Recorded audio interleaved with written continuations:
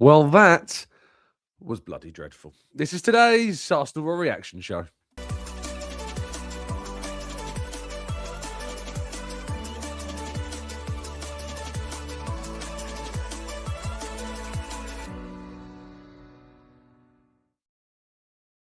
Hello and welcome to the Gooner Talk, back again with you guys and girls for an episode of what is indeed the Arsenal Raw Reaction Show. Hope you're doing good. Hope you're doing well in the considering circumstances. I mean, amazing, isn't it? Sitting 7 points clear at the top of the table, and I'm checking in that we're all okay. But that is the reality of what a missed opportunity does and brings to you and to us, and how we're sitting and feeling about things. Apologies that there was no show yesterday. I was, as I said on Friday's episode, I wasn't feeling 100%, and I woke up even worse on Saturday morning, just an awful cough. And if anyone's listened back to Sean Dyche's press conference, you may have heard some coughing in the background. Well, there's no prizes for guessing who that was. It was a nightmare. I don't know if anyone, I'm sure a lot of you have been in this position where you have like a tickly throat and like, you're coming out at the end of the illness. Like, I'm feeling much better today. And like, it was much worse a few days ago. But the Nottingham Forest press conference room is like 7 rows of chairs where you can only enter the chairs on the left-hand side and then you go into the row, but you can't get out on the right-hand side. Now, I was sitting on the far right-hand side in like a little corner. I had Art DeRoche next to me, and about 2 minutes into the press conference with Sean Dyche, I just felt that feeling that you get in your throat where you're like, oh no, I'm going to cough and I'm not going to be able to stop coughing for a good like 30 seconds. And I was sitting there with my bottle of water just like sipping water, trying to breathe without coughing too much, and it was so embarrassing. But everyone's turning around looking at me, and I'm like, I can't help it, I'm gonna die. And the cameras are rolling, I can't get up and leave, I'm trapped in this little corner. It was terrible. And so I didn't ask Mikel a question, just because if I'd have tried to have spoke at all, it would have kicked it off again. So I apologies that that I didn't get to ask Mikel a question. I know a lot of you would have liked the opportunity for me to do so, with some of your thoughts as you bombard me with your feelings throughout the game and during the game and after the game. So that often inspire me. But it was absolutely horrendous. But I'm still not 100%, and that's why today's reaction show is a phone-in show, because the idea of me speaking on my own for an hour is horrible. So I'm going to be inviting listeners onto the show. There is a link to do so in today's video description, and of course in the chat box as well. You need to be over the age of 18, of course. You need a quiet place to record, and you need a webcam. As always, these are the rules of our phone-in. So if you want to have your thoughts, give your views on things, then that's how you can join in on the show. I'm just going to give you a couple of minutes of my thoughts before we get D, who's going to be our first caller on. I've gone through the motions with this result. I was there. I've reflected on the train. I listened to Clive and Elliot and Paul talk on the Visions Raw Reaction, instant reaction pods. I've slept on it. I've woken up, and my feeling is one of like, I'm looking at the table feeling good, like sitting 7 points clear of Manchester City. I know that can be cut to 4 points. I get that, but I'll be honest with you. I don't see Villa being a side that with Europa League football can maintain that momentum in the league, and with the games they've still got left to play as well, between now and the end of the season. So call me arrogant, call me dismissive, but I'm not really thinking about Villa in terms of the title race. I am looking at Manchester City as our main rivals. So I'm looking at that 7-point gap and thinking, yeah, okay. The other bit of context is, Nottingham Forest, we've won there once, I think, in our last 5 trips. So it's not exactly a place we go and tend to collect those 3 points. We've lost twice, drawn twice, and won just once in the last 5 trips there. And equally, I'm looking at the team that we played. I'm looking at the chances we had, and I'm thinking we could have easily won this game. I think Arteta's right. 4 big chances that we had in this game. Martinelli has to score his chance. Declan Rice, I think, has to do better with his chance. Saka has a great header that produces a really good save from Matt Sells. Jesus nearly gets on the end of that Marino chance as well. And there was even a couple more opportunities. I think we created like nearly 3 expected goals in this game and came out with 0. Like, we had chances to win this game and didn't. The team that was selected were very capable of winning that game and should have done based upon what they created. And we were very good defensively, didn't concede a shot on target. But I end still disappointed. I'm gutted. I'm very frustrated. It was a missed opportunity. huge missed opportunity for the second time in a fortnight that we've missed this opportunity to take advantage of a slip by our rivals. We could be 11 points clear if we'd have beaten Liverpool and beaten Forest. 11 points clear, and at that point you're thinking, well, the title's basically in your hands, and that slipping is very low. The positive aspect, again, kind of looking at the table, is that there's only 16 games to go. And in those 16 games where Arsenal have got the most favourable end to the season, they've got the easier run between now and the end of the season, that 7-point gap has got to be made up by City. They've got to be perfect. Arsenal have to be 7 points worse off with a worse run of fixtures. Like, the optics are positive for Arsenal. And I haven't even mentioned the penalty because I'm a little bit indifferent about the penalty. My instinct in the moment was, that could be. And then I saw it back a few times and I was like, maybe the player behind kind of pushes Aina's arm into the ball. So I can see why maybe they've not given it, but Arteta was adamant that it was. And then the rules come out later that the Premier League Match Centre says that it's hit his shoulder, which I do see it hit the shoulder and then hit the arm. So that usually means it's not going to be giving us a pen, but a lot of people think that it's a penalty. So, yeah, there's a lot of context to this. I'm sure there's going to be a lot of views. So if you want to get your thoughts on the show, as I say, call in. The link is in today's video description. Give it a refresh and it'll pop up for you. Equally, I'll keep posting the link to the show into today's chat box as well, which you can also find 18 plus, webcam required, and a quiet place to record as well. Let's get D on the show now and begin our conversation. How you doing, mate? You good? You well? Yes, mate. You're right. Yeah, not bad, man. How was your weekend? Yeah, it was all right. It was good. It was good until 5:30. When obviously high expectations, don't you? We know what we're capable of doing, and I think that part of it is probably because we've got such high expectations now. Quite rightly so, considering the money we've spent, the players we've got. The sort of the trending seasons, or the way we've been. It's like a crescendo we're building, aren't we? So I definitely feel like this is like the year for us to do something. But when you don't register a shot in the first half, it's a bit or a shot on target. Yes, a shot on target. But again, it's a team that's not exactly flying. I think they got beat by Wrexham, right? Yeah, so, I think beat by Wolves. And by Wolves, yeah. So I think from what I understand, Sean Dyche isn't safe in his job anyway at the moment. No, so we had a chance to turn the screw a little bit there. They're a weird team, Wolves, because you're right. They've lost to Wrexham, they've lost to Wolves. They've also gone to Anfield and won 3-0 in recent weeks. Like, they are a team that can pull a result out there. And I actually have to say, that we were sitting on the train back from Forest, and there were a couple of Forest fans sitting with other Arsenal fans, and I can overhear the conversations. And a lot of the Arsenal fans were giving a lot of credit to Forest for how they played and how they performed. They defended really well. But Elliot Anderson had a world-class performance, broke up the midfield. But there were some really weak performances from us. Martin Odegaard in particular was so poor. So poor. I think it's we've got to have an honest conversation, like you're allowed to like somebody and criticize them at the same time.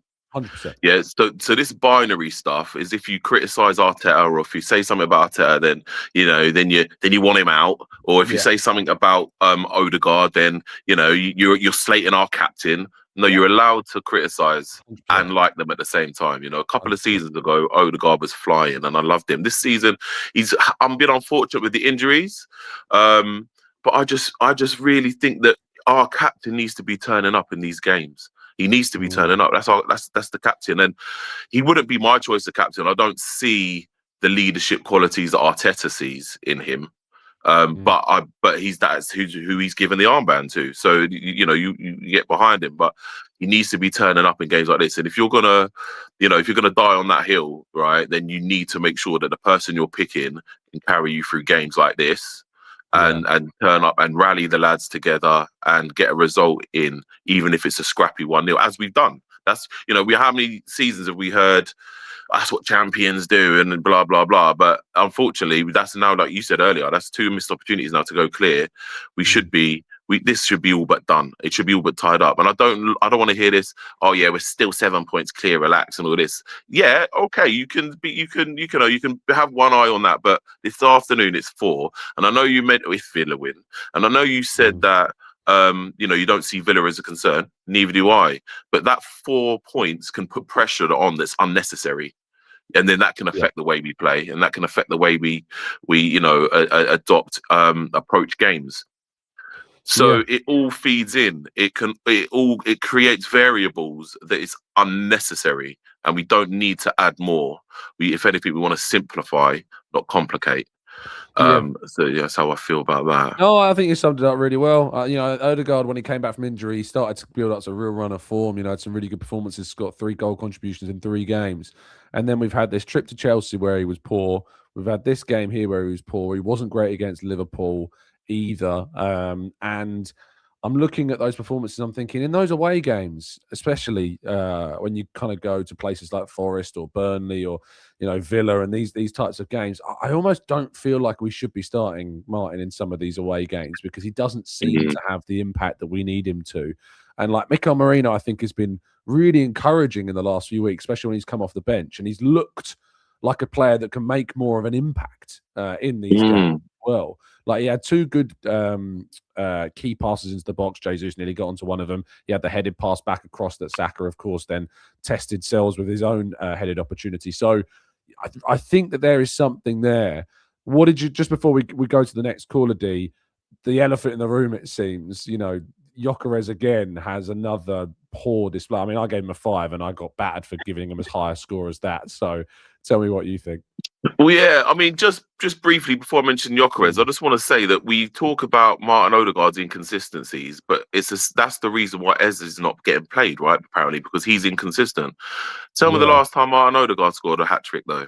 Yeah, I know. And it's like you got to actually give Eza a chance to respond, and he's not being given a chance to respond at the moment. He's not given a chance to respond, and the context is not being applied. Like he's in a new team, brand new, and he scored a hat-trick within 6 months into that, in a big game. And turn the coin, we've got our captain who's not turning up in big games. So Eze's a big game player and he's not being allowed the chance to respond, like you mentioned. Yet we seem to make excuses for Odegaard. His goal contributions were great in the first 3 games. Okay, cool. But what's he done since? But Eze's not allowed to chance. And his goal, the fact that he scored against Palace, crucial goal. The hat trick against Tottenham, the ball over for Martinelli against Bayern Munich was Eze as well. We don't talk about that. So I just think that I know he's played a fair amount of games and cool. Yeah. And I'm going to hold my tongue before I start saying, that he should be calling out these, this and that. But let's see who starts against Man United. As for Gyökeres, again, I just think that there is an element of us playing false 9 football with an out-and-out striker, and it's madness. You can't put square pegs in round holes. And we've brought him in, and you've summed it up nicely over the last few weeks. And fair play, because you've hit the nail on the head. He's still not getting the level of. It's funny how he's taken off. We bring on Jesus. Jesus sits in midfield after game. So I think we look better in our build-up because we have an extra man in the build-up, but then we lack that kind of killer instinct in the box, and that's why I think Kai is going to be huge second half of the season when he gets fit. Fingers crossed. Yes, and I would have preferred to have seen him come on because all of a sudden we start flying crosses. As soon as Gyökeres comes off, crosses start flying in, and I'm thinking. Hold on a minute. We needed that earlier. And he seems to do this. Like Arteta does this. He takes Gyökeres off and then puts on players that supply what he needed when he was on. So it's like, I want to see, and I wouldn't mind seeing Jesus, when he bought Marino on yesterday for Odegaard, I wouldn't have minded seeing him bring on Jesus for Odegaard, let him sit in that, because he likes to play deep, let him play there, but then have the striker in front of him as well so that he can actually supply him, or Jesus coming in off the left. But I think that that Gyökeres at the moment, it's hard to say, because again, he's a new player. He's just coming. He's trying to find his feet. We were expecting him to hit the ground running because of his reputation and what he's done. But that's in a system that actually catered for him. And I think a few other managers at the moment, Pep yesterday as well was doing it. Carrick did it as well, where they're starting to deploy one winger that is going out. So Semenyo, right-footed player on the right wing. Yesterday, Man United had Dorgu, left-footed player on the left wing, to put balls in. They're starting to not invert both wingers. So that's something that if we applied to Gyökeres, I think Saka, again, he's just been, I know a lot of people get on his back for being greedy and all this, him and Gyökeres stuff, but he needs to free up the ball more. He needs to start thinking, my job as a winger is not to be a Mo Salah. My job as a winger is actually to supply my striker.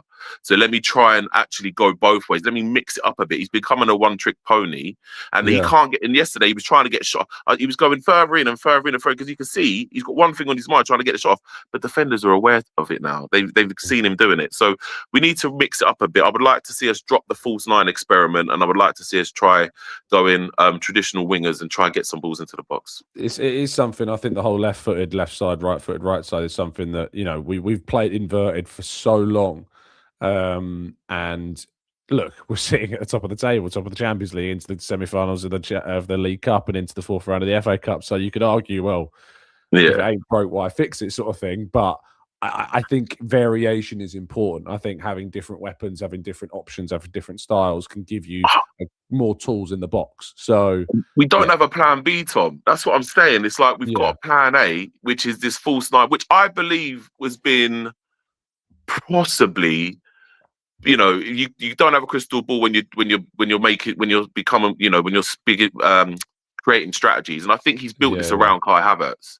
Yeah. I like Kai Havertz, right? I do like Kai Havertz. He couldn't finish for Toffee at one point, but I think as a player, I watched him at Leverkusen and I thought he was incredible. I was hoping that we'd sign him back then, and he went to Chelsea. I was gutted, but getting him in, listen, he's a very, very intelligent footballer. He's a very skillful player, but then again, we bought him for the wrong thing, which then makes you think talent ID was wrong to begin with. But we've adapted. We've built the team around him, playing essentially as a false nine, as a sort of target man. But we have no other plan B, and him going out injured means that we've got no contingency plan. We need to have.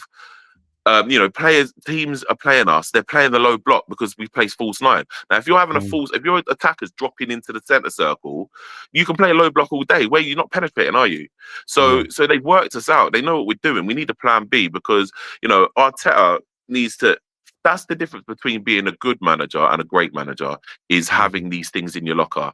So that's why when he plays Eddie Howe's got his number. Usually he's got his number. We've seen over, and so has a few others, Emery as well. So I would like to see him just develop that side where he's not so stubborn. And people call him the Spanish Southgate and things like that. But Southgate doesn't look like he's a manager that win the Premier League, to be fair, or anything. I know. D, what a pleasure to speak to you again, mate. Thank you very much, Tom. Pleasure. Enjoy the rest of your Sunday. Thanks, pal. Lovely stuff. Massive, brilliant call, as usual, from D. Let's get some of your reaction in the chat box, and then we're going to go to Isowa next. Marcelo says, teams found a way to stop us. They just overload the midfield and their wingers close down deep out of position. We need to start with either Havertz or Marino, and Gyökeres should be a finisher at the moment, not a starter. Boys, he says, I liked Madueke and White on the right, caused loads of problems, but Starboy made an impact. Yes, Saka was our most threatening player in yesterday's game, and he was only on the pitch for 20 minutes. So, that was telling. Matthew says, when is Calafiori back? Speak to the physio's wife if you have to. I need some info. Well, it's funny yesterday, right? Mosquera's in the squad. 4 days before yesterday's game, Arteta told us that he'd be out for a few weeks. I don't know if he made a mistake or forgot, but that's the most glaringly misdirect I think Arteta's ever done for an injury update, saying a player's going to be missing for a few weeks, then 4 days later he's in the squad. So, yeah, maybe Calafiori's closer than we think, but who knows? Let's go to Super says, to be fair, Odegaard has been good the last month, but didn't he win Player of the Month in December? I think he might have done. But we chose him over Eza because of defensive solidity. Eza makes us vulnerable defensively, and that's why he doesn't get picks. Not saying that's right. Yeah, look, I was listening to the Vision's instant reaction yesterday. I think I want to see Eza start on the left. I want to see him given a run of games, a run of opportunities on that left-hand side, and play like with Rice and play with maybe like Timber at the moment, the left back, to give you that defensive security to kind of hold the defensive line, But I don't think Ezra at 10 is the answer. I don't think I think he goes too. I think he's too quiet in games when he's at 10. Personally, but I'd like to see Ezra on the left. I think Marino needs to be given more opportunities playing instead of Odegaard potentially as well. And I want to see Havertz given more opportunities. Now, I don't have access to the data. I don't know who's the most fit, who's not the most fit at the moment. I don't know. The reality is I don't know right now. But yeah, look, I think there's more that we can do. Let's get our next caller onto the show. If, of course, you want to phone in, the link is in the description, of course, and in the chat box too. How you doing, mate? You good, Joel? Hello, Tom. How are you? Yeah, good, mate. How are you? I'm good. Thank you. Good stuff. Yeah. Go for it.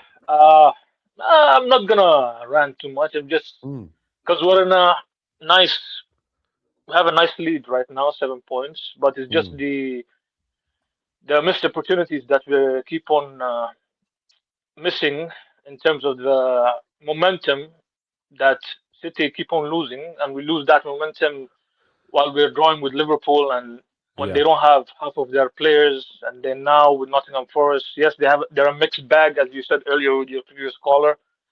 But at a certain point, I'm like, is it more? I'm thinking to myself, is it much better to have the pressure on from Man City, like we did since we lost in Villa, than right now when we have a we have a sizable lead? Is it better almost for our mental state? I mean, the players. I mean, because when it was 2 points and it was getting closer, we were perfect. We didn't lose. They were in our heels, but still we were able to keep the momentum going and keep on winning in a winning streak after the Aston Villa loss. But now, since we have almost despondent City that are not even like almost half of the players are gone, and it's funny that now they're complaining that we don't have half our players. But when we had in the beginning of the season, none of our players, we were winning. But now they're the ones who are complaining and bottling it all over the place. But when they are bottling it, why aren't we taking advantage? We did it once. I think it was after the Chelsea game when they drew the Chelsea game. And then after that, Liverpool, and then us with Liverpool and us with Nottingham Forest, we were not able to take the lead. Is it almost better that they are able? I mean, they put the pressure on us so we can stay honest. They keep us honest. Oh, I don't understand. So I'll just try to say that's my first point. I don't know if you. What do you think about that? Look, mate. If I can be 7 points clear of Man City, I'm happy to be. You know, I hear what you're saying about I think, to be honest, it's the 2 times that we've played when City have dropped points recently, we've played after their game, and they've played first, dropped points. Then we've failed to take advantage of them dropping points. I don't know if it's a mental thing. I think everyone's seen the clip of Declan Rice after the game, kind of, exasperatingly saying, this is, every effing time, I think he says, after the game, which, it's not ideal to see him saying that on camera. Maybe someone needs to have a little word in his ear about it. But when it comes to kind of that feeling, that certainly is the feeling at the moment. It just feels like every time there's an opportunity to take advantage of things, we don't. And what? Let me throw a question back to you, because I saw a lot of the reaction. I saw a lot of people leaving comments and stuff. And as I say, I listened to the instant reaction, and there was discussions about Arteta and how much Arteta was at fault for this and how much the players were at fault for this. Like, for me, I struggle with the Arteta thing, which will be a shock to so many people, I'm sure. But I struggle with the Arteta finger pointing because, as I say, we created enough chances to win this game. There was 4 very good chances that should have been scored. There was the penalty that is 50-50. I mean, it is 50-50 because I'm seeing so many people say I'd be fuming if it was a penalty, and then it was a penalty for some. It's not a penalty for others. So clearly there's kind of a discrepancy in what people think about that. So it's clearly discrepancy enough that there's an argument there. But that for me, I don't really see how Arteta's getting much stick for yesterday, considering, the team was more than good enough to win that game and created enough chances to win the game. Exactly. I cannot put blame. Trust me, if there's criticism towards Arteta, I'll be one of the first people to criticize him for his inability to manage the game and for us to win. But yesterday, I didn't see anything in it. We're not the players. Madueke, I don't know about him. I was flattered in the beginning. Before we bought him, I was against the signing. But then after he had some flashy points to it, to the game. Yeah. I liked him a lot. But it's something back in my head that's from the Chelsea fans saying that he's good at 1v1s, but there's no end product. That's his main criticism. And right now, I feel like he is a player that will get the 1v1s, will be able to cross it, but he will not be able to finish his own dinner. That's the problem.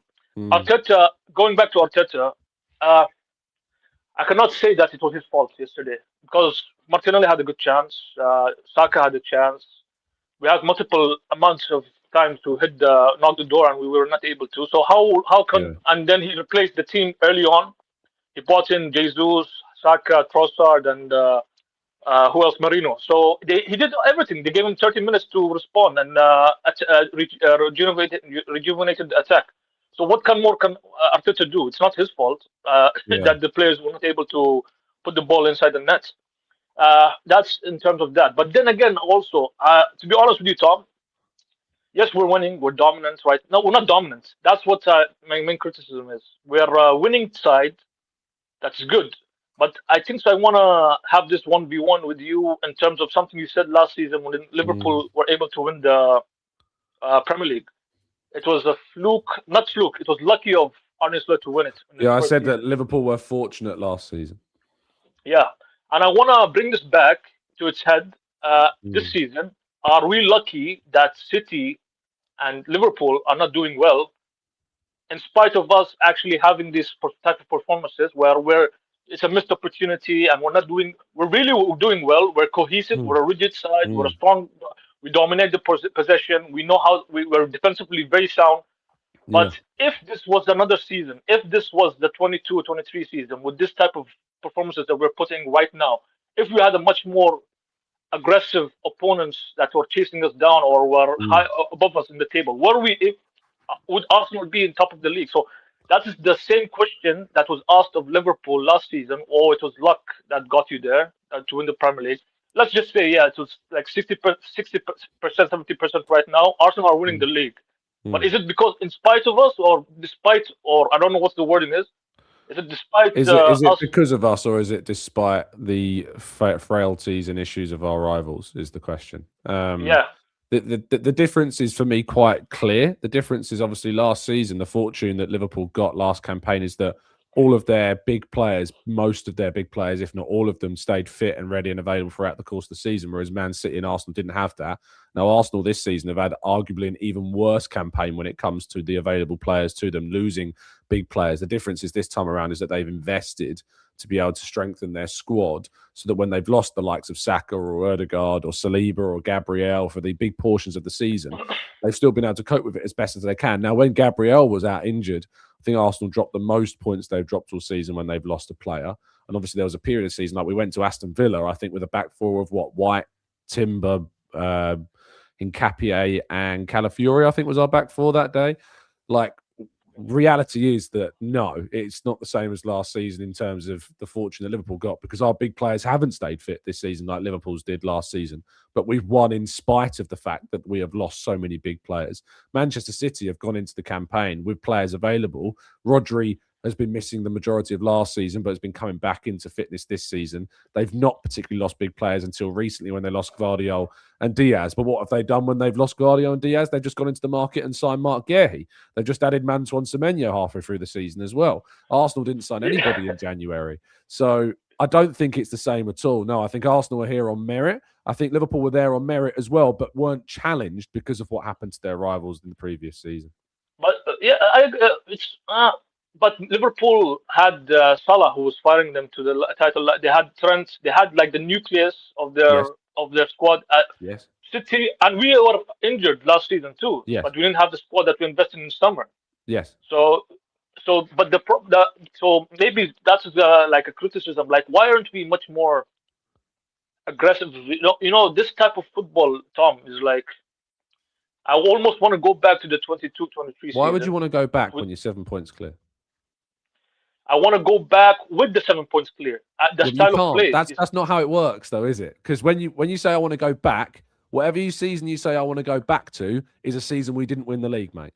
Yeah, but I'm saying in terms of the style of play. Right now we're rigid. We're rigid. We're solid. We attack. We attack. But the problem is, it's not like when's the last time we scored 7 goals, bar 7 PSV? Where's our that flair? I want to enjoy the football we're playing. I mean, it's not easy on the eye, and people might say, and you yourself might say, I don't care if it's easy on the eye as long as we win the trophy. Yeah. Right. Yeah. So, but how come other teams are able to do both, marry both the style of play plus winning trophies? Rock and roll football with Jurgen Klopp, Gangnam pressing, City's style of play with De Bruyne when they were on their pop, when they were really good. So it's probably because they'd already done it. And the thing is that Arsenal haven't already done it. And so at the moment, Arsenal are, and I've said this before, if Arsenal win the league this season, I think next season you will see a more fluid Arsenal. I think next season you will see a more entertaining Arsenal. I think next season you will see a better, more efficient, blitzing sides, because this season is about mentality. This season isn't about flair. This season is about playing great football. This season is about winning. This season is about getting the job done. And once we've got the job done that first time around and lifted that burden, that weight of the title and expectation, I think we can breathe again. But we aren't breathing at the moment. We are surviving at the moment. We are dealing with every single game, one by one, take it step by step. And once we have won that title, which I believe that we will, that I think then next season you will see it. But if you're asking me, would I like to see better football? Would I like to see us blitzing teams? Of course I would. But not above the priority of winning. Not above the priority of getting this job done. Yeah, you almost want to see that. It's okay, I'm more than satisfied to win the league this way. But what I was brought up to be as an Arsenal fan in the Wenger days is this is not the style of play. This is not the DNA of Arsenal with Arsene Wenger. It's a different approach. It's a winning approach. Where one of the most winningest managers since he has became a coach, Arteta, and a manager. And I like that for him. It's good, but there has to be some, and I think so. It's almost that saying they say, the first million. I don't know nothing about it. I'm not a millionaire, but they're saying that the first million, if you get the first million, the hardest thing to do is getting the first million. Yeah, of course. And then the rest. Yeah, so that's the analogy that you're saying. Once we get the first one.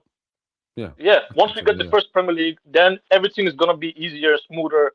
We'll be able to attract much more better players. We'll be much more dominant later on in the coming years, and hopefully that's true. But there's a small part of me saying maybe that's not the case. Maybe Arteta will continue playing this style of it. But we'll get to that role. We'll get to that bridge when we get the Premier League. But we'll cross that bridge when we come to it. I get your concerns, mate. I absolutely empathise with where you're at. I just think that this is a point in the season where if I'd have offered you to be 7 points clear halfway through January of Manchester City as your closest rivals, I think you would have snapped my arm off for it, to be honest. I really do. It's a small nuance, a small grievance that I have. It's a pet peeve of mine. That's fair enough. It's not something huge that I'm gonna go on a rant about. It's everything is smooth sailing right now. There's no point in being angry, really over the top angry. Just keep calm, and whenever we go on a bad run, and I hope we don't, then you're more than justified to criticize the team much more harshly or something, respectfully but harshly. So, but be able to put in a concise way. But for now, you're right. 7 points. There's not much to it. Nothing on first at the bottom of the league. You'd think that we should be beating them, even though people say that it's a team that we're not able to beat last season. And we did it against Bournemouth. We did it against other teams that we're not able to beat in their ground. Why aren't we able to beat Nottingham Forest when they're languishing in the bottom of the league? Well, it's a ground that we've notoriously struggled at. As I say, 1 win in 5. Some grounds are tough for some clubs. It's weird. Some clubs have their Spurs are that for City. City have won countless number of titles. Teams that cannot stop winning in North London at Tottenham. But for some reason, when Man City play Tottenham, they just don't beat them. And there are some teams, and that's the reality of the league. That's the reality of the Premier League. Every single game is a challenge. The idea that we can go and blitz every single team that we play. I mean, only City have scored more goals than Arsenal this season. Only they have. And they've conceded more than us. So I'm 7 more than the goals than Arsenal this season. They've scored 5 more. No other team has scored as many as Arsenal other than Manchester City this season, and they currently sit 7 points behind us. So at the moment, this just doesn't seem to be a league for that reality. This doesn't seem to be a league. And to be fair, Aston Villa comes to the Emirates and we put 4 past them. We know that we can do it. We know that if we're clinical, we're taking our chances, we can blitz these teams. Like yesterday, the expected goals had Arsenal with 2.6. That's without the arguable penalty that we should have got. That's without Declan Rice making contact with the ball in that chance that he should have scored from in the first half. So look, I just think that the reality is right now is that things are nowhere near as bad as it feels.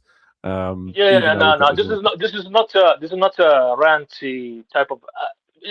In general, this channel is very positive, and it's good to be positive at times. But when things don't go wrong, and to your credit, Tom, you are a person who's extremely very optimistic, which is good, of course. But when it comes to overly positive people and overly negative people, you tend to balance the scale, and this is a good place to do that. And so that's all. That's all I have for you for today, Tom. No, I appreciate your call, mate. It's always a pleasure. Always a pleasure. Thank you so much for calling in, mate. All right, man. Cheers, pal. Bye. Enjoy the rest of your day. Temmie's up next. How you doing, Temmie? You good, Joel? Yeah, I'm fine, Tom. Happy New Year. If it's still if it's not late. No worries, man. You're good. Tell me where your head's at. Yeah, well, I think we can calm down a bit as a fan base. Sure, the game didn't end like we probably wanted because City dropped points and we failed to capitalize once again because they also dropped points last week. Yeah, but I think overall it's not too bad actually.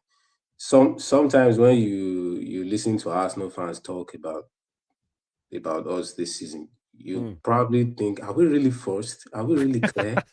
Yeah, it actually sounds like that. You think we are like maybe Everton or something, like we are down chasing City. We're actually 7 points clear, and I think we have like 82% win rate. Yeah, this season, something along that line. So I think it's not too bad. But where I feel Arteta gets the blame, I won't take you back to 2022-23 seasons. No. Yeah. I'll take you back the to surprise title race season. Yeah. I'll actually take you back to last year. When we played Newcastle at St. James Park. Yeah. Right. And the game wasn't going well. We were creating chances, right? Yeah. We weren't finishing. And what happened?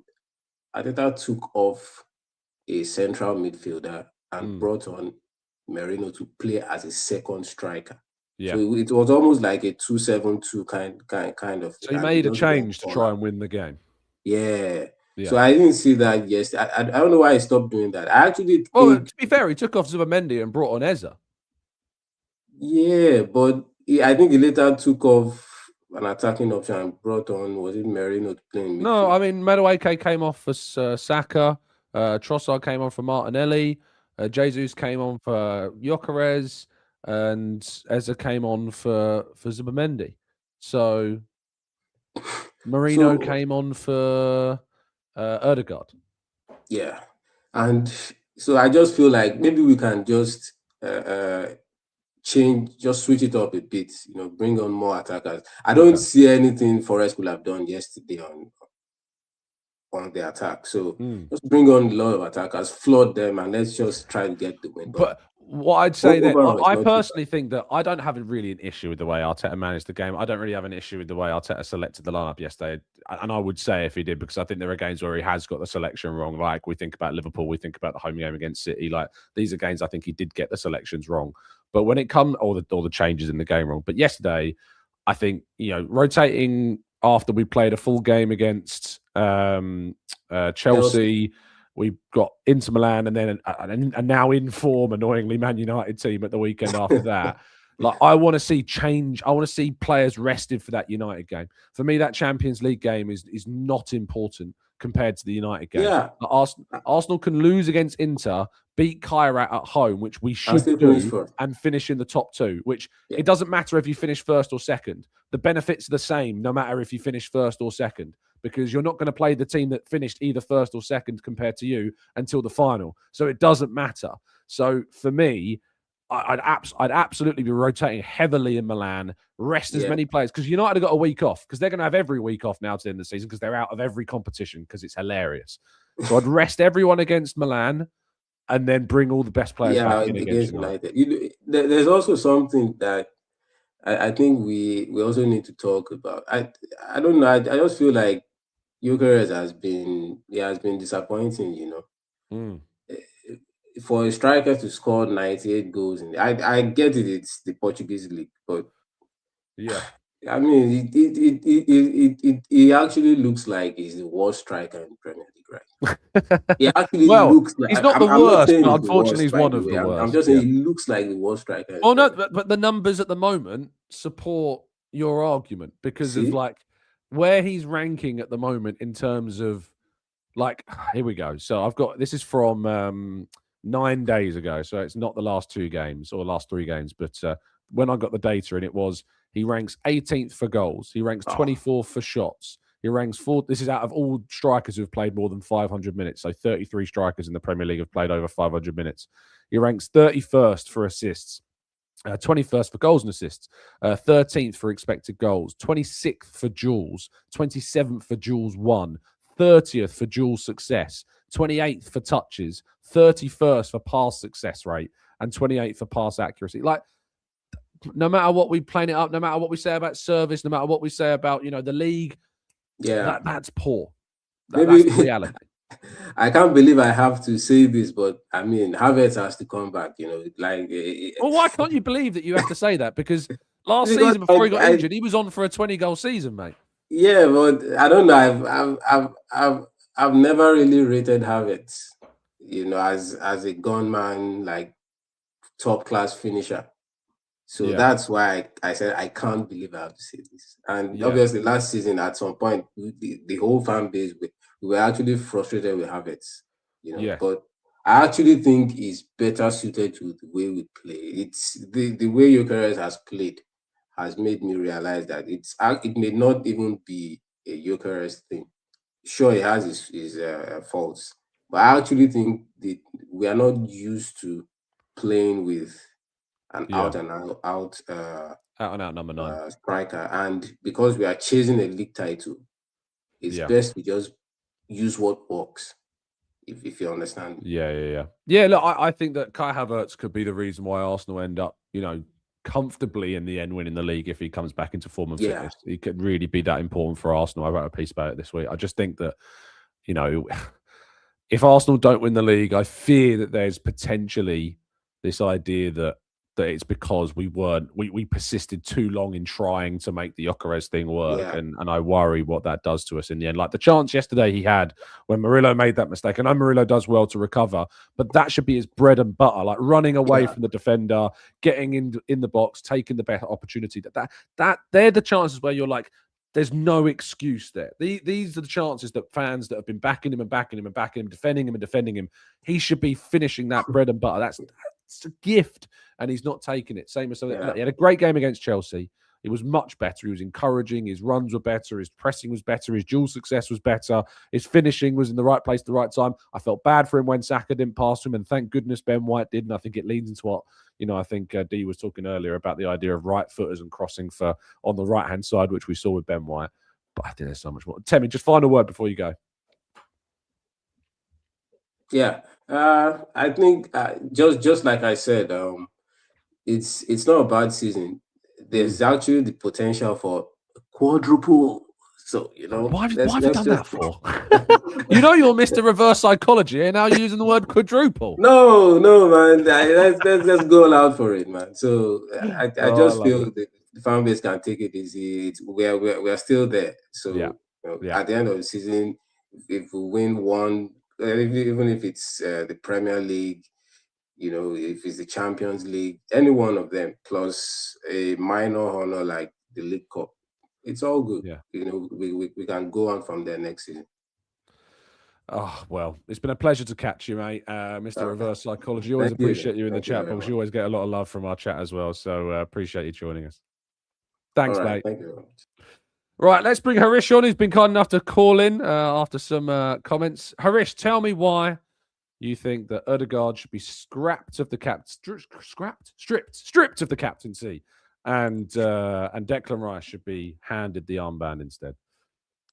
Yeah, thanks, Tom, for having me. Thanks a lot. Of course, no, I appreciate you calling in. You're a lot braver than some of the other people that disagree are, so I appreciate it, man. Yeah, so I'm not against Odegaard. I'm not a guy who's going to bash Odegaard and say sure. So and I agree with your point, the previous caller, which you had said, where this season is all about mentality. And once we win this season, once we get our hands in our Premier League, and we will see, I am 100% sure that we will see a free-flowing Arsenal back. I'm 100% sure of it. So if that is the case, and we know it and I agree with you 100%, this is all about mentality this season. And if the mentality is what is going to get us the season, what is going to get us the Premier League this season, I think we should have a captain who is mentally strong. So Arsenal have not won the Premier League in the last 22 years.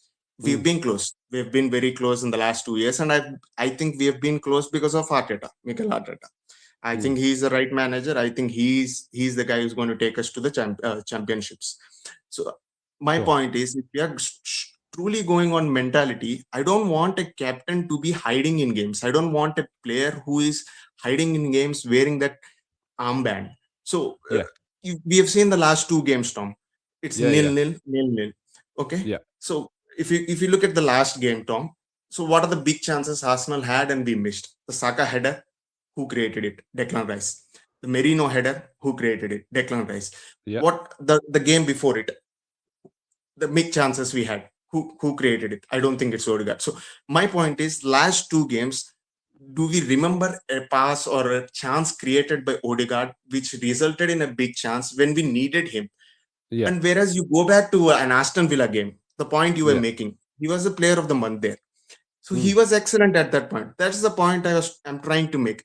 In some games, he's good. In some games, he's not. He goes missing. Yesterday, if you watch that game, if you rewatch that game again, you will see he goes missing. I mean, I don't want to call it, but he somehow is not ready to take that risk, or he's not ready to take the game on the scruff of the neck. So whereas you see a guy like Declan Rice, the minimum you get from Declan Rice is 7 out of 10. That's the mentality is going to take us to the title. Right. That's the guy. So when going gets tough, you need your captain to stand up and say, this is the game, I'm going to take it on the scruff of the neck. And that's what Declan Rice does. That's Harish, not let what me jump in here. Let me jump in here. So look, for the record, I have no problem with anyone who thinks that Martin Odegaard shouldn't be captain. Okay, I have no problem with anyone thinking that he shouldn't be captain. That's not my issue, because I think anyone's entitled to think who they think. And if you think Declan Rice should be Arsenal's captain, I think you have a great opinion about someone who could be a captain of Arsenal Football Club. Declan Rice could easily be the captain of Arsenal Football Club.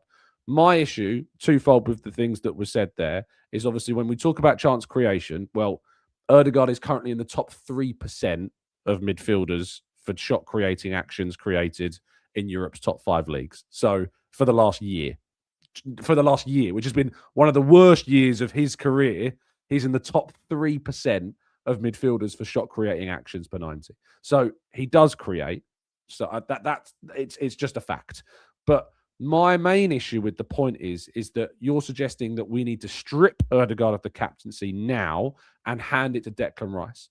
So while I don't have a problem with somebody thinking Declan Rice should be captain, my issue with the point of view is that when you're 7 points clear at the top of the Premier League, top of the Champions League table, into the effectively 1 foot in the final of the League Cup now, and into the next round of the FA Cup, why do you think that this is the time appropriate to strip Odegaard of the captaincy? Because this is the time only that matters. Yes, the time until now, it's only the setup. But this is the time that only matters. The February, March, April, May, that is the time only when that matters. Sure. From August to January, you set up. That's the base. But this is the time that matters. February, March, April, May. That's the only time you win trophies. That's the only time you show your mentality. That's the only time you say, when the team is not going well, I take the game by scruff of the neck. That's the only time that matters. Because yes, I mean, I want to repeat again. This is not a slander on Odegaard. This is not a slander on the player he is. I would love to have Odegaard in my team every day of the week. I would love to have Odegaard, even if he's not playing. I mean, on the bench, I love to have him. If he's playing, yes, I want him to start. If he's not starting, I want him to on the bench. It is not a slander on Odegaard. It is my opinion that if we really want to get it over the line, if we really have to, we have this scar of last 2 seasons, Tom. If we may agree with it or not, if the players do agree with it that they have scarred mind or not, but I as a fan, I still, until we get that trophy over the line, we will always be nervous. So when a captain, when a guy who that also seeps down to players. At the end of the day, they are all humans. So that also seeps down to the players. So let me touch on that point, Arish, because at the start of the season, Mikel Arteta in his press conference said that they did a vote of who everyone in that team wanted to be captain. Let me finish the point. 100% of the players voted for Martin Odegaard to be captain. Every single one of those players did. Declan Rice, when Odegaard scored in the game a few weeks ago and they celebrated, you might remember, ran over with Martin and was pointing at Martin Odegaard saying, this is the guy. He clearly feels, the team clearly feels that he should be captain. So if you are to strip then that man of the captaincy midway through a season, what do you not think that has more of a destabilization effect on the team than an encouraging effect on the team? So let me go back to the point what Mikel Arteta said. Do you expect a manager of a football club to say, so he's a captain? So do you expect from a manager of a football club to go in public or a press conference and say some of the players did not agree? That's exactly what a manager has to do. You think he lied about that? No, I'm not saying he lied about it. I'm not saying he's. No, I'm struggling to understand what you mean then, because he said they vote every single season for who should be captain, because they have new players coming in, so they want to get new players' opinions on their first experiences and who should be captain. If everybody has voted for Martin Odegaard to be captain, I'm struggling where you say he has to come in and he has to say that, because he was asked the question. He didn't voluntarily say it. He was asked about it because of what Tony Adams said at the start of the season. So he has said that Odegaard was voted by everybody. What do you mean he has to say that? Because he doesn't have to say that. He can say that because that's what happened. Yeah, I'm not saying he lied. I'm saying that's what it happened. That's what it happened because Odegaard was a captain last season and the season before. And there's no point the players asking for a change, and there was no point. My point is the team would be in a better place, or team would, I feel more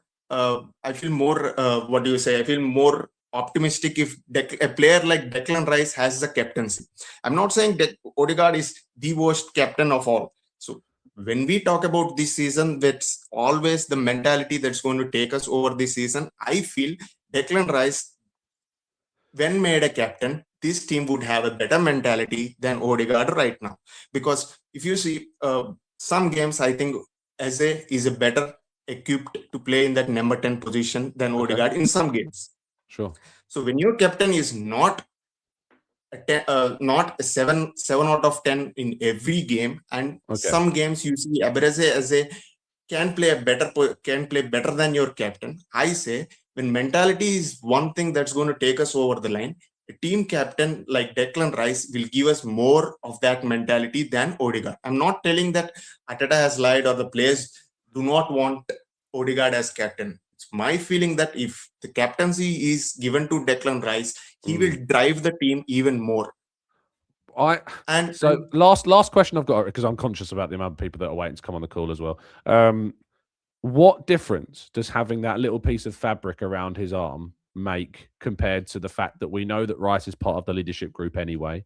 We know that Rice is vocal in his thoughts on the field, and we know that Rice is one of the key figures in that dressing room that gives their peace of mind when he feels that it is. We can see it after games, we can see it during games, we hear it from behind the scenes as well. So what difference does having that little piece of fabric around your arm have? Because I think, in my opinion, the impact that Rice has as one of the captains in that group, alongside the current physical embodiment of the captaincy, which is Odegaard, compared to the impact of taking that captaincy and making a clear difference between him no longer being the captain, I think has a far greater impact negatively this season than if you weren't to do it. Yeah, to the point you're saying. So will it have a negative impact stripping off? I mean, I wouldn't say stripping off, but yeah. Well, that's what you want. Mentally. You have to say that because that's what you want. Yeah, that's the literal term. Yeah, you're correct. That's literally, yes. Yeah. So again, it's not just my opinion, it's also an opinion of an Arsenal captain who has won us the title on 2 different decades, Tony Adams. So that means something. So to your actual question, Tom, so that frees up Odegaard, I think, more. So it doesn't have to be that he has to. No, Odegaard is type of player who is not a physical player, and we want him to play in the pockets and all. That's all bit technical. So my personal feeling, you take off the captaincy from Odegaard, I think he frees him up more. I think we might see a bit more, he might try a bit more lavish pass, or a bit more, a pass which we don't see. Sure. He might risk losing the ball more. So which might end up giving us more chances at scoring the goals. Now, because he is captain, and this is my opinion, I'm not stating that this is a fact. So my opinion, I think giving the captaincy to Declan Rice, it might free up Odegaard even more. He will try a bit more risky passes. Right now, he's a captain. I think he's trying to take more responsibility and trying to keep the game flowing rather than just see that pass which normal a fan like me doesn't see. So that's what I think, Tom. No, fair enough. I respect your opinion. I don't agree with you. I don't see the difference in what having the armband would make to any of those realities, because I know for a fact that Declan Rice is already a big leader in that dressing room. He's already someone that has worn the captain's armband at times for Arsenal during his tenure, because he's in that group as well, alongside Mourinho and Saka and other senior players in there as well. David Raya is amongst it too, I believe. So, Gabriel as well as Saliba. I look at those realities. I look at what he's done. I look what both players have done. I personally don't think that the change of an armband would change anything really, other than have a destabilization potential impact. I think the risk factor is far greater than the potential reward of that. But we don't align. I respect your opinion, and I respect that you called in, and that's absolutely fine. And I'm glad that we can part as friends. And just one last thing, Tom. That's 100% right. And just to make sure, I'm not a guy who want to slander Odegaard here. I never thought you were. I would have said if I thought you were. And I don't think you are. I think you have an opinion, and I think you can back it up. I don't agree with the points, but that doesn't mean that you aren't entitled to that view. And I don't think it means that you're slandering Odegaard. I don't think that. I don't think it's personal. I just think that you think that the better option is Rice, and you think we would get more from Rice being captain. I don't think that you're slandering him. So don't think that I do, because I don't. Thanks, Tom. That's how it should always be. And I'm glad. Absolutely. Pleasure, mate. Thanks for your call. Thanks, Tom. Cheers. Of course. No problem.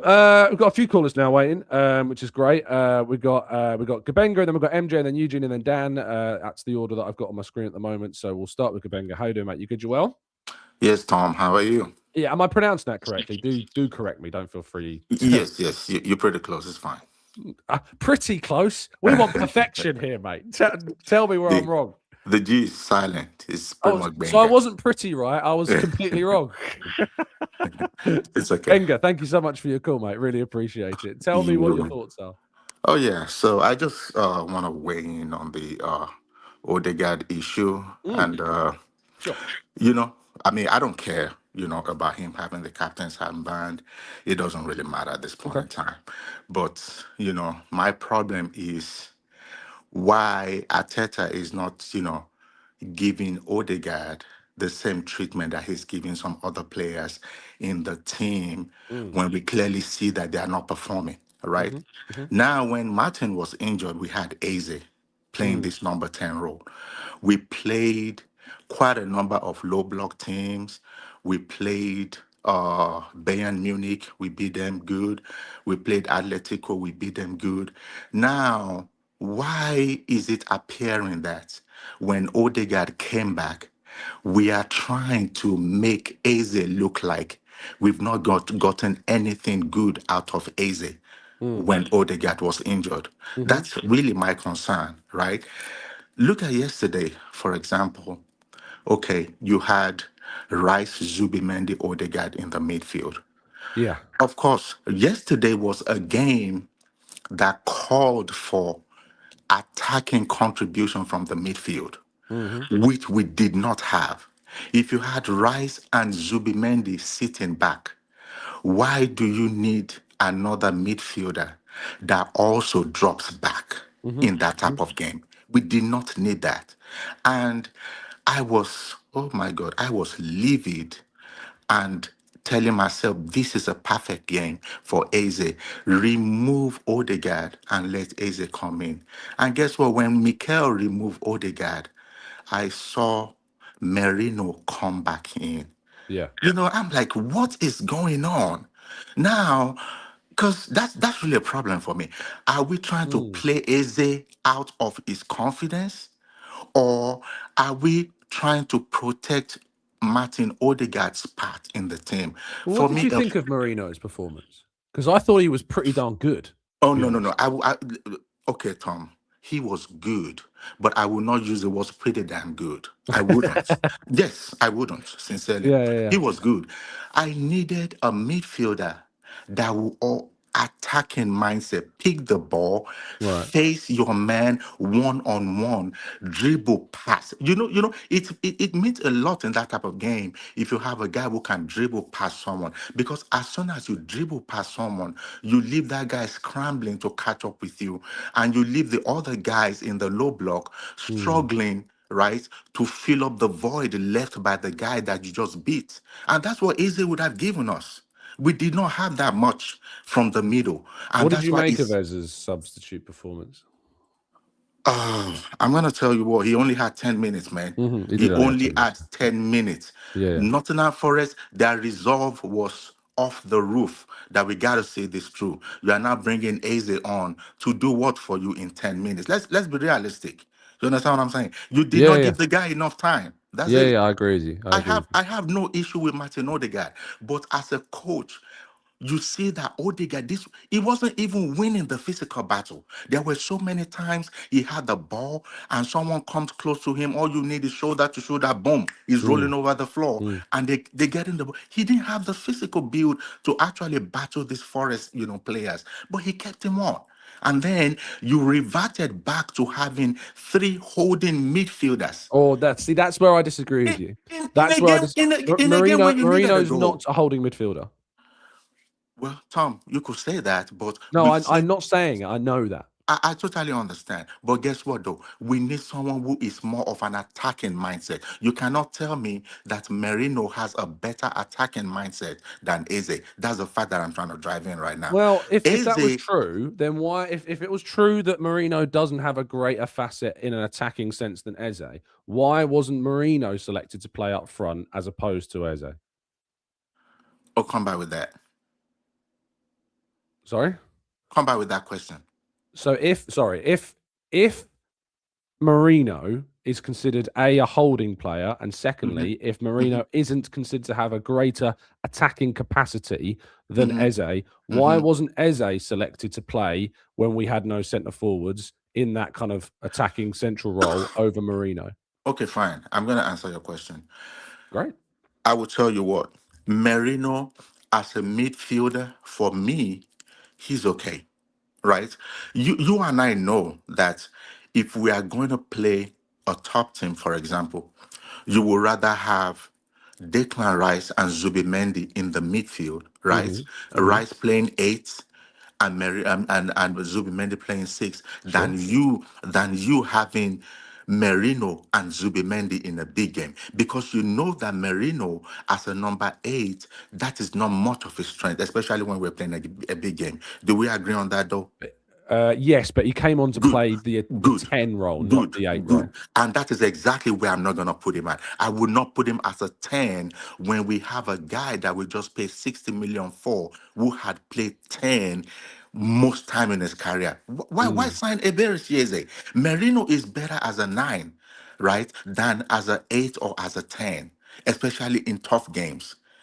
We can agree on that, right? If I could choose the lineup again, knowing what I saw yesterday, I'd start Marino over Eza in the right attacking 8 role personally, is what I would have done.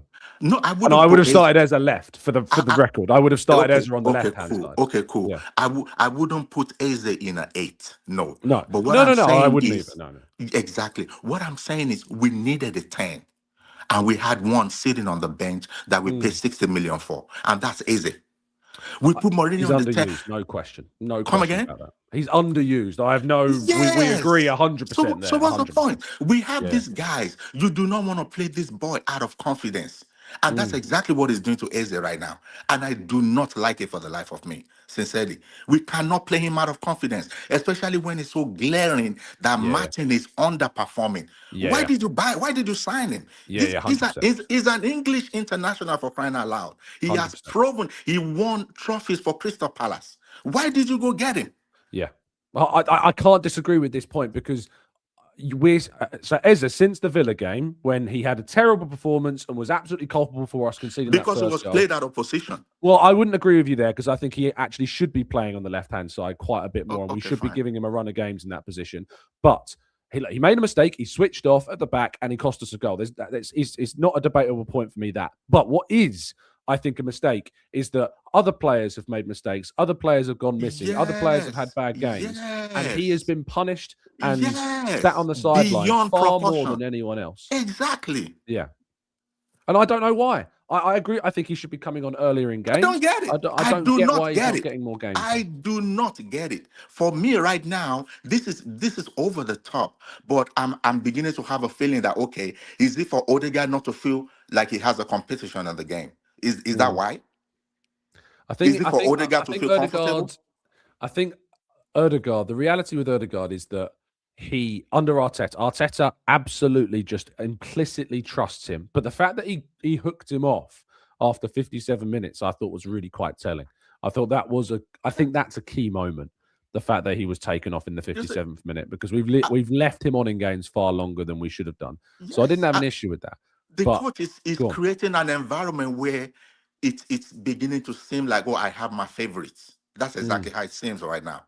And that's not a good environment if you want to win this title, man. We got to get this thing over the line. Sincerely, we have to. This goes a long way to tell, because I really love Mikel and I wish for him to get this thing over the line. Yeah. But this goes a long way to tell the kind of manager he is. I remember the game we lost against Aston Villa 2 seasons ago. That was a game that lost us the title. This is the same way Arteta reverted back to his old ways. Can you imagine bringing in Zinchenko after benching Zinchenko for so many games? You are bringing Zinchenko into play at left back against Aston Villa that were on the high. You understand what I'm saying? And then you took Kai Havertz, you brought Kai Havertz into the midfield, and you put Gabriel Jesus up front as number 9. He disrupted the whole thing in that game, and we lost that game to Villa. And what I will say is, if Trossard scores the chance in the first half, I think we win the game and win the league. It's that those are the margins that are so fine. But I get it. I don't really want to go back to thinking about that as long as go. I think the reality is right now is that we agree that Eza is being underutilized, underused, and is being overly punished for a mistake that he shouldn't be facing this level of punishment and being ostracized to the degree that he is. We agree there. I personally slightly differ from you in the sense that I would be wanting to give Eza more opportunities to play on the left, and I think we need to see him, because the problem with him playing centrally in this Arsenal team is he gets exposed. He's more exposed to going missing in games, as he has done in several away games this season when he has started in that role. If I think back to some of the games this season where he played, for instance, the Sunderland away game wasn't good. The Burnley away game, of all the players on the field that day and we won 2-0, especially in the second half, he was pretty poor. Think about the Palace game that he scored in. That chance that he scored was really the highlight of his game that he had in that fixture. And we think about the Villa away game. Again, it was a poor performance. I need more from him in games when he starts in that central role. However, I think the fact that we are not giving him the opportunity recently to get more game time I can't for the life of me fathom why we aren't giving him more opportunities. That's kind of where I'm at. That's where I'm at with him. All right, Tom, I'll let you take another caller. Thank you so much. Thank you so much for your call, mate. I'm glad that we could we had this discussion. It was good. Thank you, mate. Thank you, Benga. I really appreciate it. Bye. Thank you. MJ, how you doing, mate? You good? You well? I'm good. And you, Tom? How you doing? Yeah, very good. Just before I come to you, though, I did promise I'd read out a super chat because I've been leaving it on the sidelines for so long and I shouldn't have done. Elton, thank you so much for your kind donation. Says I'm not that disappointed. Games like that, you don't have many chances. Like the Martinelli chance should be in, and the goalkeeper too was top in the game. So thank you, mate, for your donation. Sorry it took me so long to read it out. But MJ, tell me how you've been sitting very patiently, and thank you for that. What are your thoughts on things you've heard, and what are your thoughts overall as well? Yeah. Well, I have some solutions that, like, besides stripping the captaincy. So one, I would suggest the management hide the Man City results from the players, because I feel like every time they play and lose, we just like, no, we're not going to turn up today. So we just hide the Man City results. We just don't tell them how they played. Yeah, we just need to just be like, look, they did play, but we're not going to tell you. Like, yeah, just hide it. And also play the UCL anthem in Martinez's AirPods. Tell them there's a UCL game. Scores every time. Put the patch on his shoulder. Yeah. Yeah, just tell him it's a UCL game. Forget about everything else. But jokes aside, yesterday it felt sort of predictable. And I was coming back to my joke about, telling the players about Man City dropping points. It feels like whenever they lose, the players, I don't know why, we don't have the same intensity. We feel like we're so, I don't know, how devoid of ideas, creativity. There's a lot of things I think I would have done differently. Taking Madueke off, I think he was getting a lot of good on that right-hand side. I really liked what he was doing. Obviously, I understood taking Martinelli off. I just don't think he was testing what's his name, Ola Aina at all on his side. Yeah. He lost that battle pretty much every single time. Yeah. And then Gyökeres. I know Gyökeres is a very popular discussion on your page. I don't like how I get kind of characterized as the Gyökeres backer. I think he's a discussion everywhere. Yeah, no. I'm not saying you're a basher. I'm just saying it's a very popular discussion on your page. But yeah, I think other teams are just finally figured it out now. We don't have to give him space. Just stay touch tight with him. He's not going to do much. I think because the benefit he gave us in the beginning of the season was that his direct running made other teams like fall back so that we had more space in the middle. Now I just don't think we have that benefit anymore, and I just feel like now we're kind of in that phase where you miss what you don't have anymore. Kai Havertz, and yeah, that's really where I'm at. Yeah. The Havertz thing is like, so.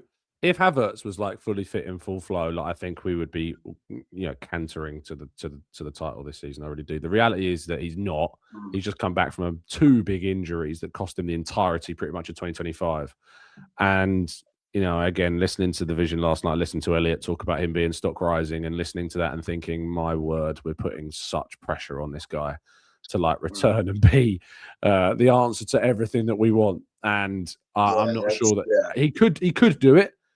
But yeah, so I was going to say, like, I think there's different games require different attributes. Like the Benga was saying before, Eze could definitely, with his dribbling, with his close control and tight spaces, maybe he could have gotten some more change on if he was playing. I did not like Odegaard's performance. I just felt like, wow, this is just not. He's one of my favorite players, and that was just a bad game. It was bad. And we just, again, I feel like we just have to just tell the players, Man City won, right? If you play after them, they won. They're behind us 2 points. They won. They just ban all phones for the day. Yeah. Exactly. And then they'll turn on because wow, I was not happy with that performance. There are times when we lose, or not lose, we drop points, and I feel like, okay, we still did good here. I'm not mad at it, but then there are times where we played like yesterday, and I'm like, oh my God, I'm struggling here, Yeah, So I'm struggling too, mate, in certain moments because like this game was some of the games this season have been so irritating for me when we've not taken these opportunities because like the margins are so fine. The margins are so fine at the moment because we're just not like if Martinelli puts that open goal away, if Saka's header goes in, if Rice actually gets a touch on that cross or Olarena gets the wrong touch and goes in, if the penalty's given, whatever, we win this. Like again, it was the Chelsea game was not a 3-2 game. Like that wasn't, and this game wasn't a 0-0 game for me either. Like you just look at the expected goals, you see that. If you look at the Liverpool game, Liverpool in the second half were the better team, and for the last 10 minutes, the first half were the better team, I thought. But they didn't have a single shot on target in that match. The first time that's never happened in 600 games, which is an incredible statistic.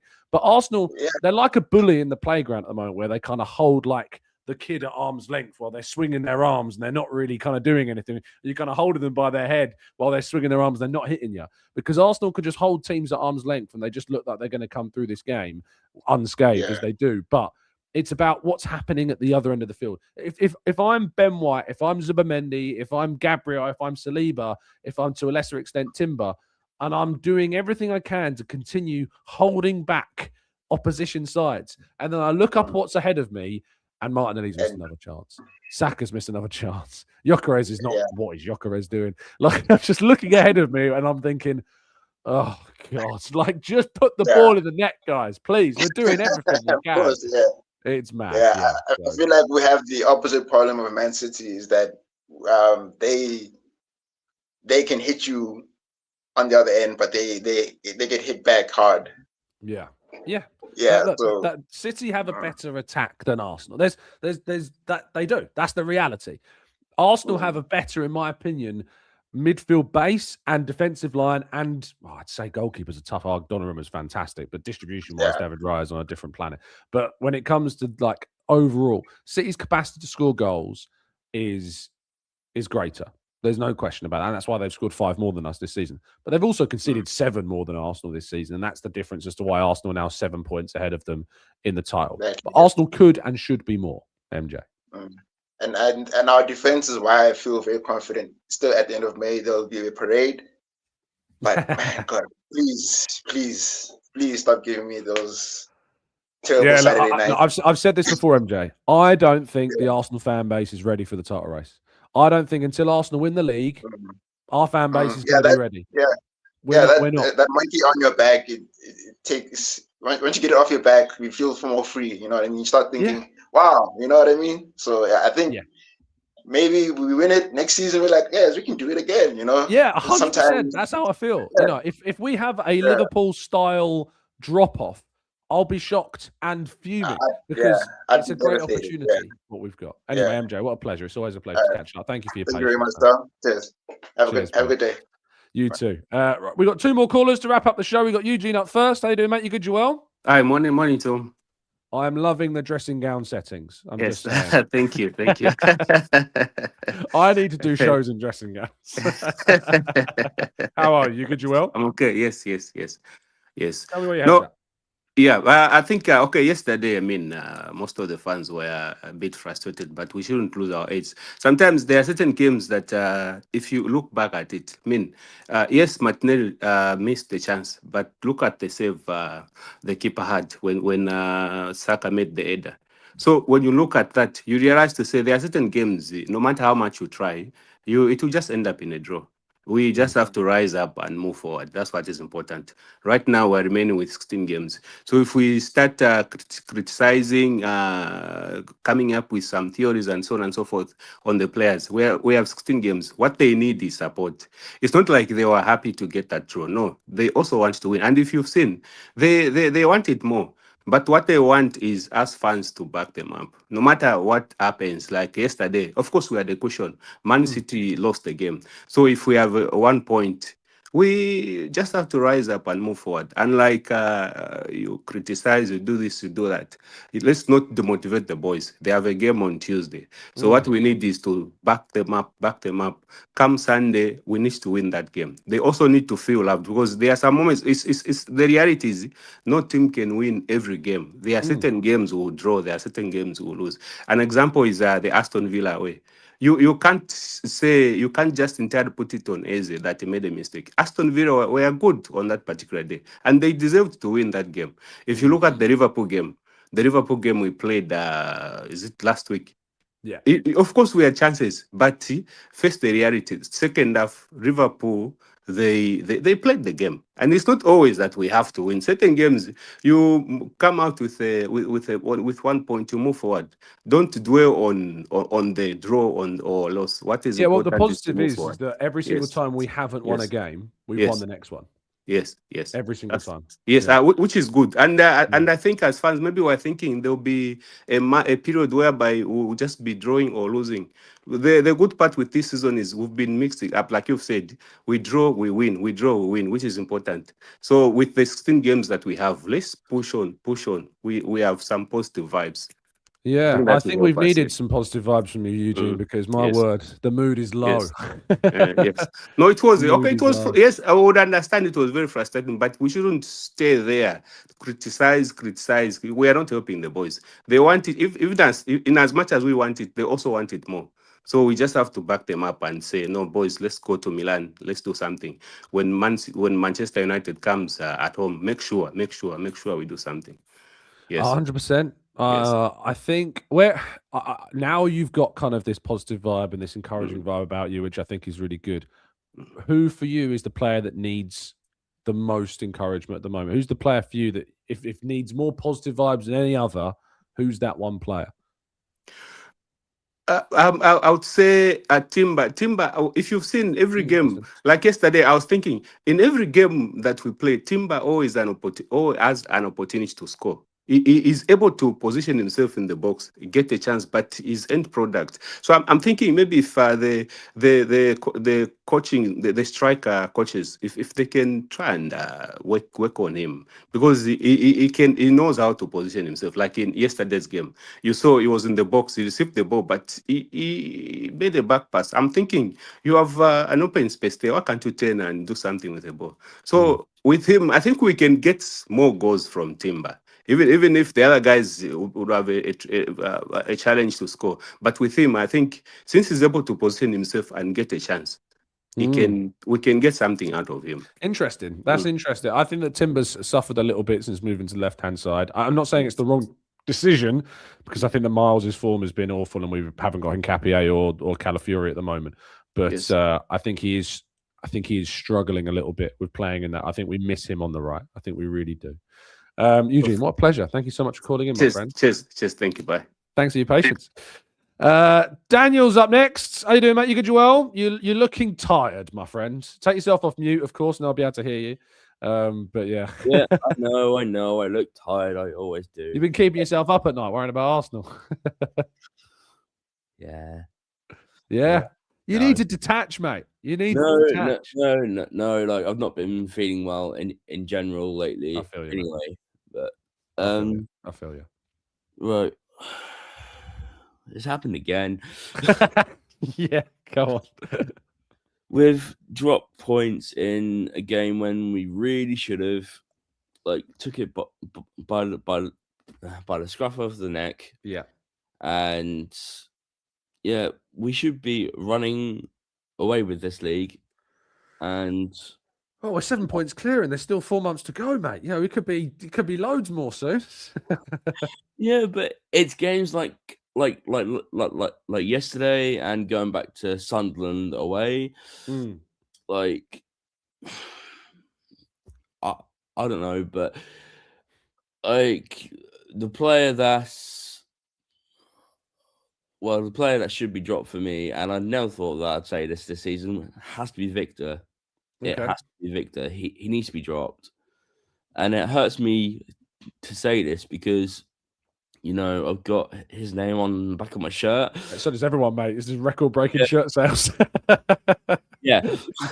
And For the life of me, I couldn't tell you if he played yesterday. Yeah. Well, there was a particular moment where he definitely was playing, but it didn't do particularly well. And and yesterday, like the Man United game against Man City, that didn't even enter my thought process until I was at my local football and team's game, and then I saw the goal. And I saw the scoreline. I thought, hey, like we've got a chance here. Yeah. Oh, the train on the way up to Nottingham, mate, was bouncing. I can tell you. Yeah, like we've got a chance now to go 9 points clear. And what do we do? I know. And yeah, Gyökeres needs to be dropped, and it hurts me to say that because I really want him to do well. Yeah. I'm not saying that we should sell him, because people that say that should just do one. Yeah, 100%. You're so right. Yeah, they're weird people, but go on. Yeah. Yeah, like I heard that being said on a show a couple of days ago, and I was like, get out. Look, you can't judge, you can't rule a player out after that amount of time. You just can't. You can be critical of him, like we both are being, but you no. And weirdly put Marino up front now, because he's been more of an attacking output than Victor has. And the stats don't really lie, so no, they don't. He's been very good playing at centre forward. Do we'll win the league? No. You don't, really? You don't think we're going to win it? You just watch Man City get beaten by Man United. They're our nearest rivals. Yeah. And we've just gone to Forest and drawn, despite making 4 big chances, arguable penalty, etc. and so on. And we've had the worst weekend. Who's had the worst weekend, us or City? Well, yeah, City, but... Well, then why are you saying that then? I just see the contradiction over time. No, but over time, like because it's happened before. Like we've been 8 points clear. Yeah, and Man City came. Yeah, but they were a very different Man City, weren't they? They were very different. Man City haven't won a league game in their last 4 matches. They've drawn 3 and lost against United. Yeah, and we still can't take our chances. No, but we still we say that, but we did take our chances. But for 2 of those 4 weekends, we did take our chances, didn't we? Because of our last 4 games, we won those 2, and then we drew the last 2. So of 3 of the 4 weekends that City dropped points, we gained more points than they did. 3 out of 4 times. Yeah, but no, I want to agree with you. Yeah. Well, go on then. But I can't. Like at some point, we're just gonna like become unstuck again, and I just have that fear. Like call it PTSD, but I want us to win the league. But do I think we will? I'm leaning towards no. Fair enough. I'm not going to begrudge you for feeling hopeless, considering what's happened. I can feel a lot of people going, "No, we will win the league. We will win it." I love this from Captain. Says Tom, you can't be bringing logic to our fan base. That's unfair. Which look, we're an emotional fan base, and that's why you can't really bring logic. Logic, when we've been harmed and hurt as many times as we have, logic doesn't really factor into our mindset. It just so that's why I empathize. You get too excited. We're gonna win the league! Yay! Oh, no. Hey, look, let's reconvene, Dan, in May, and if we've won the league, you can come back on with a pina colada, and we can have a great time. I will turn up pissed. I will turn up pissed. Definitely. I wouldn't blame you, mate. I wouldn't blame you. Dan, go get some rest, my friend, and I hope things are doing well for you, and I hope things improve if they're not. And always here. So thanks for calling. Take care, guys. Pleasure, mate. Take care. I can squeeze one more caller in. David's rang in, so let's get David on. How you doing, mate? You good, Joel? Yeah, I'm good. Can you hear me? I can, mate. I can. Thank you so much for your call, man. And tell me where your head's at. Yeah. So going into this game week, I genuinely expected that we were going to come out of the game with 6 points clear, because in my mind, I expected Man City to beat Manchester United. Yes, yeah. I expected us to beat Nottingham as well. But football is a very crazy game, you know. I was watching the game between Man City and Manchester United, and when they beat Man City, I was thinking, we must do it. Yeah. We come into the game, unfortunately, I think after the first half, after the first 45 minutes, I just felt it within me that it was going to be one of those games, because we had few chances, but then I didn't see where the goal was coming from. And I just felt that it was going to be a 0-0 game. Now we are here, and even though we didn't win, we're 7 points up top. But then football is not financial analysis. The thing about sports is that you should be able to live in the moment. We should be able to expect that if Man City has dropped point, we should capitalize. But then yesterday I went to bed and I was quite frustrated. But then I've woken up this morning thinking about it, and I think we should all calm down as Arsenal fans, and we should take it quite easy. For me, I looked at our fixtures. I think we're going to play Tottenham and Chelsea back to back.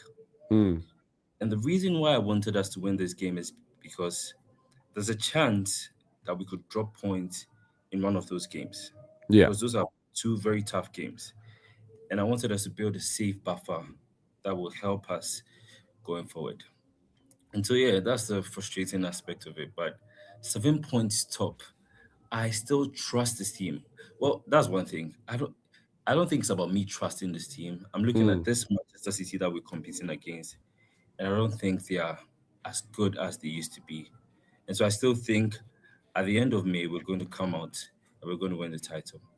Yeah, I think we needed that, David, to be honest, to end the show, because I've got a lot of love for Daniel, but I feel his and a lot of other fans kind of hopelessness when you don't get the result that we hope for and the opportunity to take advantage. But yeah, I think maybe that stat that I said earlier, you know, in the last 3 of the last 4 game weeks, Arsenal have picked up more points than Manchester City in each of those game weeks. So that's an encouraging sign. And I know that City are spending money and signing players and adding quality and all that, but the reality is that they've always done that. So it's not a surprise, and we need to just do what we can do, which is get a result. The only reason, David, I'm moving on is because I think there's a little bit of background noise in the background that I can hear. Oh, okay. So I'm conscious about the monetization of whatever it is. There's just one. Okay. Be very quick, very quick. Okay, sorry. There's just one thing. Every season since 22-23, we've always had a 3-game winless streak. I think in 22-23, the second part of the season, we had these 3 games where we didn't win. Yeah. 23-24, it happened. 24-25, I think it was more than 3 games. I think this past 3 games, I think we've experienced the same situation. I'm hoping that this is going to be a 3-game winless streak and that we're going to go on and we're going to win the title. I was looking at the UEFA Champions League fixtures. I think the first leg in the knockout phase in the round of 16 is going to be on the 10th and the 11th of March. Yeah. I'm just hoping that by that time we would have created a sizable gap between us and Manchester City or whoever is second, so that we can be able to compete on all fronts. So that's all I have to say. And to all Arsenal fans, I hope you're encouraged. I just think we should keep supporting the team, and that is eventually going to happen. I think good things are going to happen this season. Well, so everyone I hope you're right. I really hope you're right, mate. Thank you so much for tuning in. It's greatly appreciated. Right. Thanks, pal. Amazing stuff. Thank you to all of our callers. Absolutely brilliant to see so many of you calling in. And yeah, I get it. Like, I absolutely empathize with kind of the frustration. I empathize with the irritations. I empathize with the gutted feeling that we couldn't, again, kind of take advantage. I'm looking at the season so far, and I genuinely can't help but still feel really positive. Like, I get after a result like yesterday, it feels a little bit hopeless sometimes. It feels a little bit frustrating, and it feels like we're in the doldrums again, and we need to find a way of responding. But sometimes, in the end, it works out, and it's not worked out so far for Arsenal. But law of averages tells me that eventually it will. And so I'm hoping that this is the season, indeed, that does turn out to be the case. Just on, I'm flying out to Milan tomorrow, so there will be a show for you in Milan on Tuesday and on Wednesday. I'm hoping I should be taking all my podcast equipment with me, and hoping the Wi-Fi in the hotel is going to be fine. So that'll be good, and you'll of course get all of the insight from San Siro, which I'm very much looking forward to. I've never been to Milan before. I've never been to San Siro before, so I'm looking forward to that.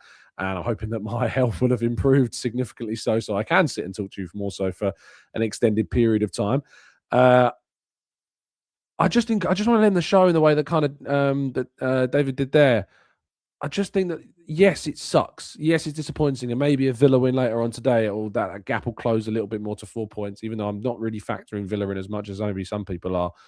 But just think about what I said when I said about I don't think the Arsenal fan base are ready for a title race. Don't put yourself in that group. Try not to be in that group.